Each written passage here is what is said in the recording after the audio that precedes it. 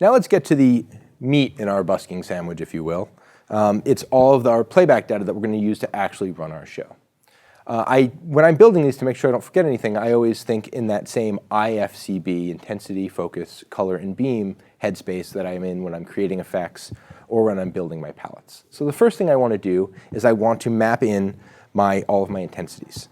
So the intensities I want to make sure I have is in even and odd for each type of fixture that I have, wash, beam, and spot.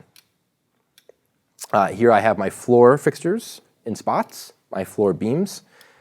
I have my even ACLs and my odd ACLs. All of my LEDs. There's some LED strobe lights back there, so these are my LEDs. And then I have some other incidentals that I'm going to want to use, like I know that I'm always going to want to have access to blinders, right? So at that point in the song, I want to be able to turn my blinders on. Similarly, I want quick access to strobes. And I also have some effects that I want to build in here. So layout is really important. I try to keep like things together, and I also try to figure out where I'm going to put things depending on how the displays are going to look out. So when possible, I try to put my submasters on the bottom, mainly because those are typically my intensity, right? So I want those quickly at hand and easy to find. And also, I know that the display doesn't have cue list numbers and stuff like that to display next to it. So I'm actually going to get more information on my screen than I would if I was using a list. So here I can actually read all of these displays. I can see what they are. When I put them together, I've also put all of my main intensities together. So I have my LEDs through my ACLs together. And then I'm using these natural breaks in the fader wing to be able to find stuff in the dark. So notice that my strobe and my blinder bumps aren't right next to the LED. They're actually at the next break, because it's really easy if I'm pressing other stuff to quickly slide my hands across the bottom buttons, feel where that break is, and then know that under my left finger is the strobe lights and under my right finger is the blinder. So if I really quickly need to grab those, it's easy for me to just move my hand there really quick and find it. Just on the outside of either of those, I have some related effects. So things that I'm going to want to do all the time, song depending of course, is a random strobe. Right? There's the button here that just does my random strobe. That's just a submaster with an effect on it. And I have the same thing for blinders. So here I have one, it's a 2Q cue list. This is one of my blinder effects. And I hit go and I get a different random blinder effect. And it's just going to loop.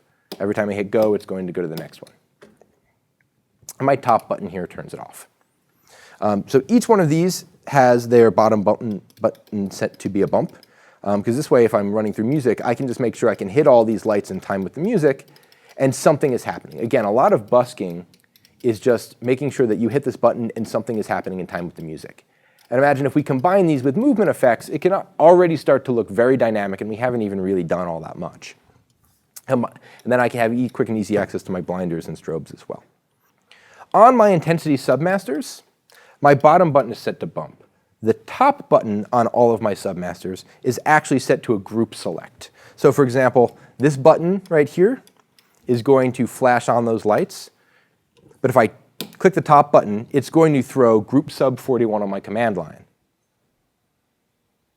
So what that allows me to do is very quickly and easily, if I do need to go into a manual environment for some reason, I brought that up, I hit the top button, and I make it red, and I have a very quick and easy and tactile way to do it as opposed to looking around on a screen for where that group is. If I know where my hands are, and I know what lights are under those hands, I can really quickly grab those groups and do things with them if I need to dump into a manual environment. So in addition to each of these intensities, I have these two different effects for my strobes and my blinders. And for both of those, I use some effects. So here I can see that on sub 34 is my random strobe. How did I get to sub 34? Again, it is the fourth fader on the third page. So these numbering conventions, again, come into play and making it really easy to find stuff. So if I look at that sub,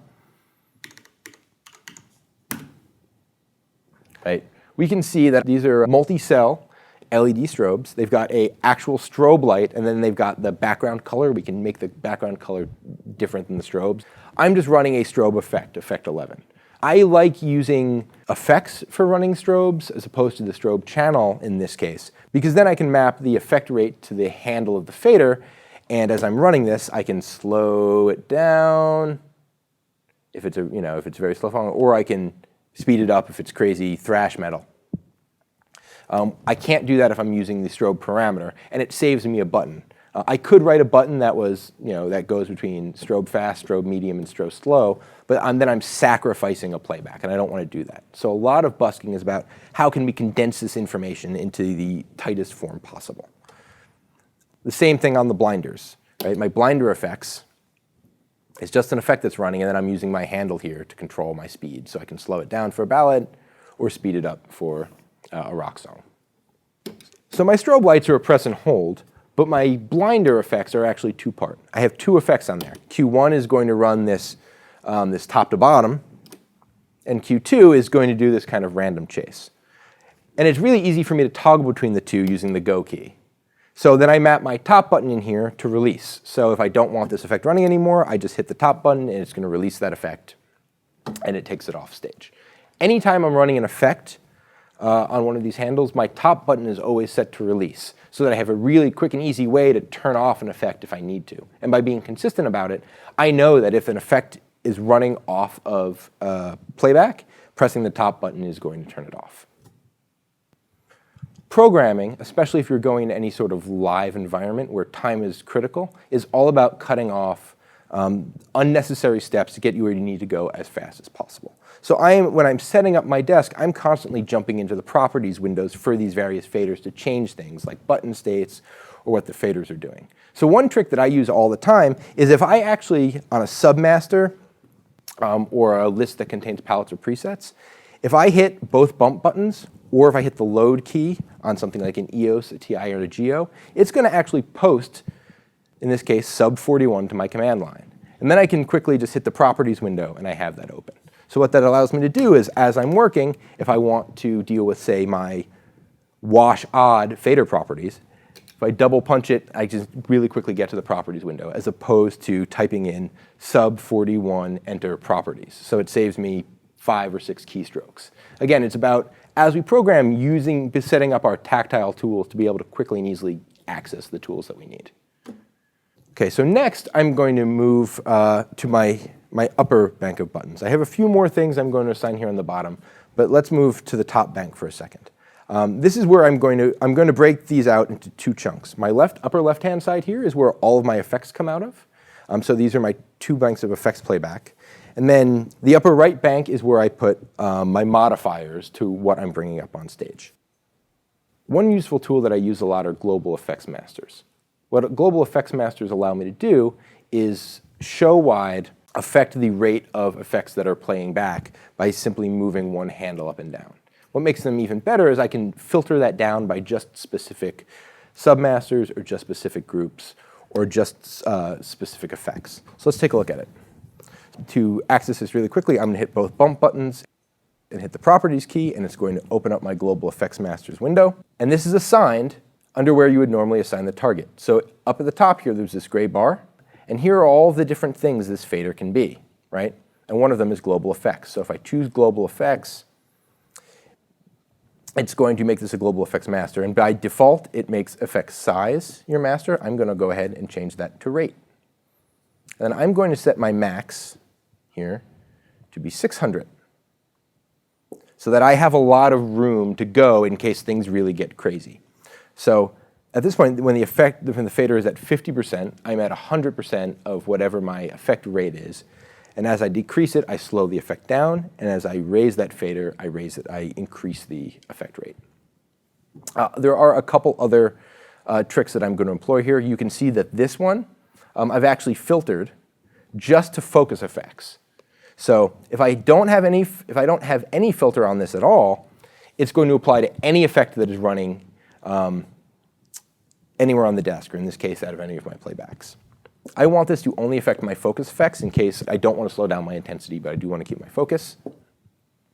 And one other thing that I'm going to do is, by default, we get the start and stop effect button. I'm actually going to change that to be a macro.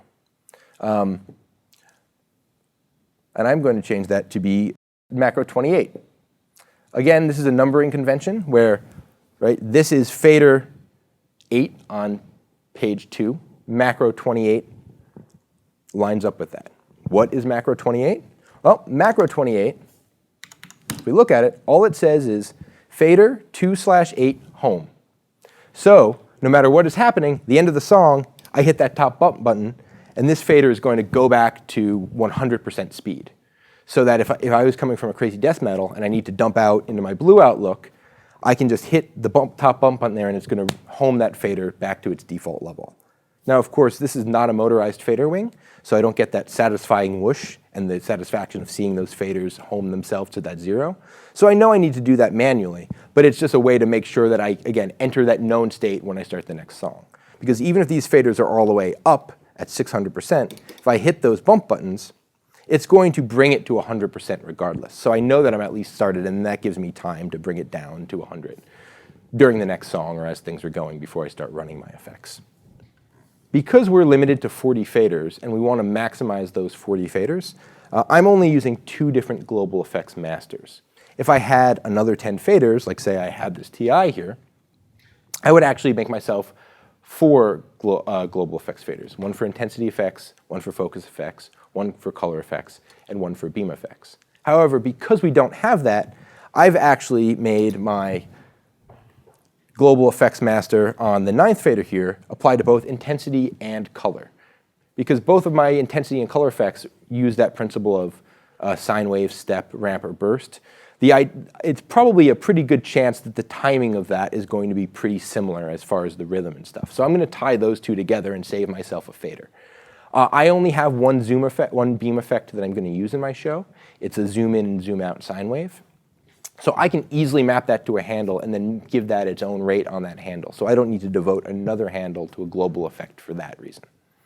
So next, I'm going to set up my beam modifiers for my different types of moving lights. Here I have a combination of cue lists and submasters, and each one corresponds with what's below it. So I have 2 types of beam modifiers for my spots. I have a zoom modifier, which is going to zoom them in and out. And I have a gobo modifier that's going to drop in a gobo or take out a gobo. And because there's 2 different types of modifiers, that actually lines up perfectly over my odd and even spots. So that I've put my 2 spot beam modifiers, my 2 beam modifiers, over my odd and even spots and beams. And then my washes, they only have a zoom parameter. There's no gobo. So I actually gain another fader by not having to double up on that. So this way, if I know where my hands are to do my beams, or to do my spots in this case, I can know that right above that is the fader that's going to zoom it in and out. So that's just, again, another quick reference for me in the dark, on the fly, to know where things are relative to each other. So let's go ahead and make a couple of these stacks for running through gobos. The first thing I'm going to do is I'm going to make my gobo stack for my spots. So I'm going to go ahead and turn on my spots. I'm going to select them using my buttons that are directly above my bump buttons, so I don't even need to look at the screen. I'm going to set them into my medium focus, and I'm going to go ahead and drop in one of the 3 gobos that I've chosen for these fixtures. The first one I labeled breakup, because it looks like a breakup. And that's good enough for me. I don't really care what kind of breakup it is. I'm going to come over here and I'm going to run the edge out until it looks perfectly sharp. On this viz here, edge is 100%. May or may not be realistic, but edge is 100%. So now I want to record that information into this handle. Now, what I want to record is I want to record my gobo information and my edge information. I don't want to record my zoom information because I'm going to offload that somewhere else. But by setting my edge at my medium flood position, odds are pretty good it'll be acceptable at the zoom in and the zoom out. But I don't want to have another stack dedicated to edge. I could tie that in with zoom. That's another way to do it. But because I want it on a handle, I don't really want it affecting. I don't know how that's going to run out when I run my gobo. So I'm going to do some selective recording. But before I do that, I'm going to turn these lights off. I'm going to turn on my beams. I'm going to do the same thing. I'm going to select them using the bump buttons, send them to medium, put them in their breakup. And now I want to record only the edge and the gobo information. So I'm going to grab both of these groups of fixtures, send them to medium, put them in their breakup.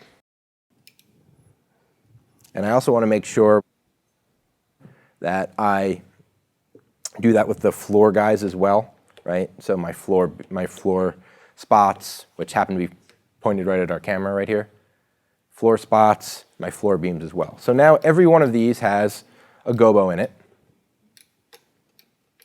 Not the washes, but every one of these has a gobo in it. And I want to record this to a stack. So now I need to use some selective recording. So what do I want to record? I want to put my edge in there, which is how sharp the gobo is, and all my image stuff. So I'm going to type edge, throw edge and image on my command line, then use record only. And I want to be able to cycle through a couple gobos, so this needs to be a cue list. What cue number do I want it to be? List number do I want it to be? I don't even need to think about it because I have a convention for that. Page 2, fader 1. So I want it to be cue 21/1. And there you go. So now we've recorded this on cue 21/1, and I've mapped it to this fader.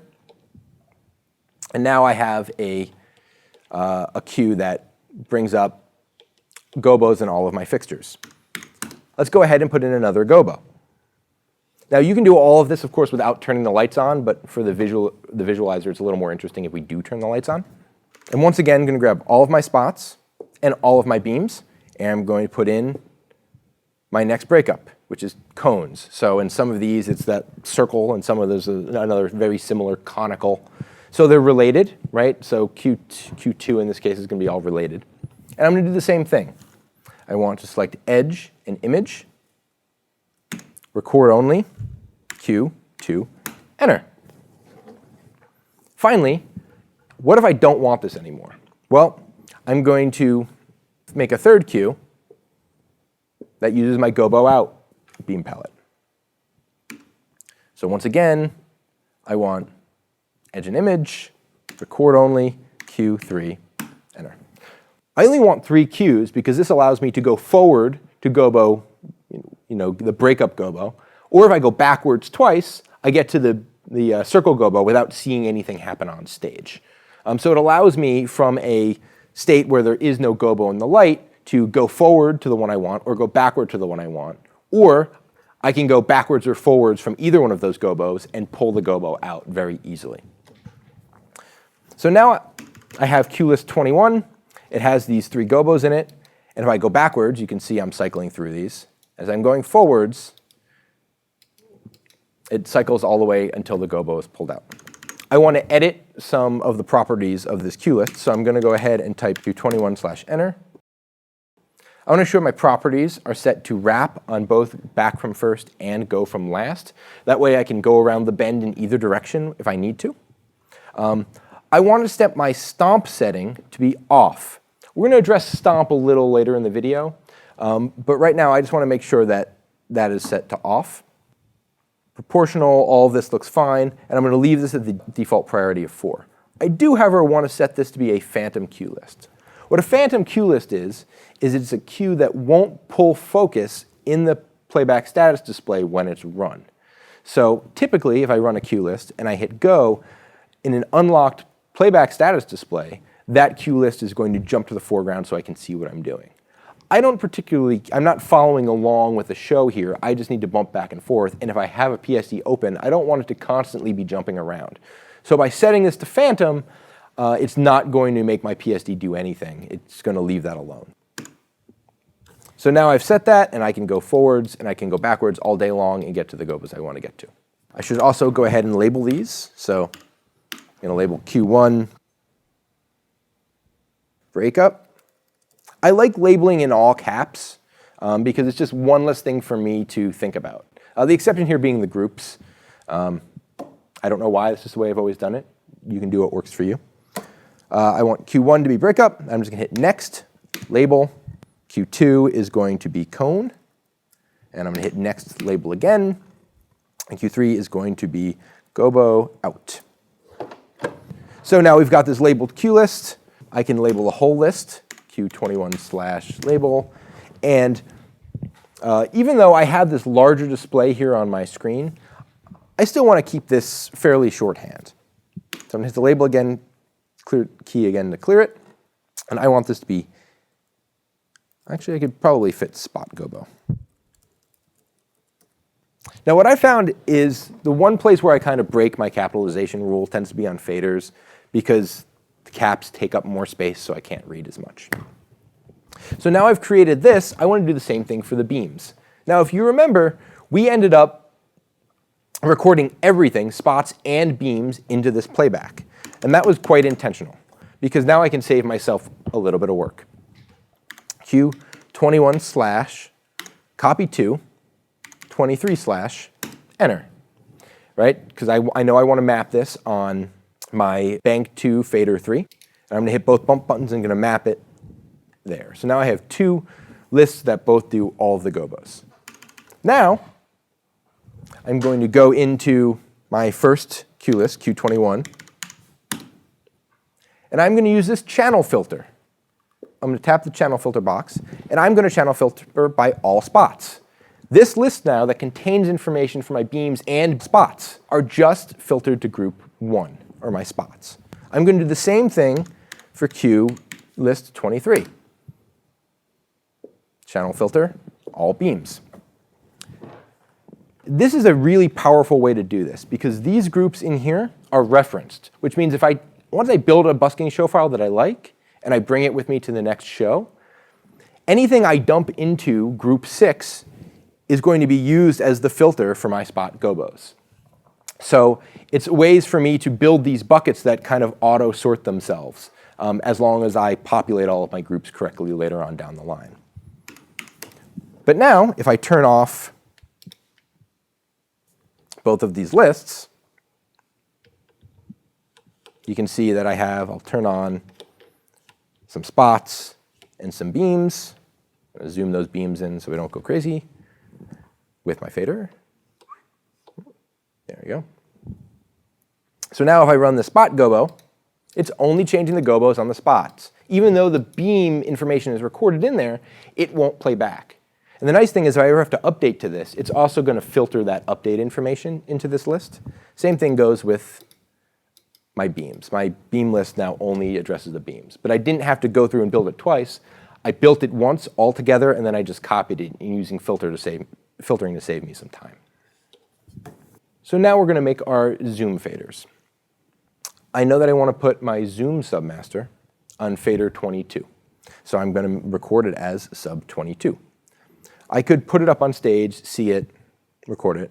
Or what I can do is I could say, if I hold the shift key and I tap a beam palette 4, copy 2, sub 22, enter, and I map that to this fader, now this fader is going to take all information that was in beam palette 4 and put it on this submaster. So it's doing it by default for anything, right? Anything that has a zoom parameter, because all of those, my spots, my beams, and my washes, are all recorded in that. But then I can use my channel filtering on my submaster to make sure they only apply to the things that I want. So it's a submaster, so I could touch both bump buttons, come over here to properties, and I'm going to change my channel filter to be all spots. And now that zoom only affects my spots.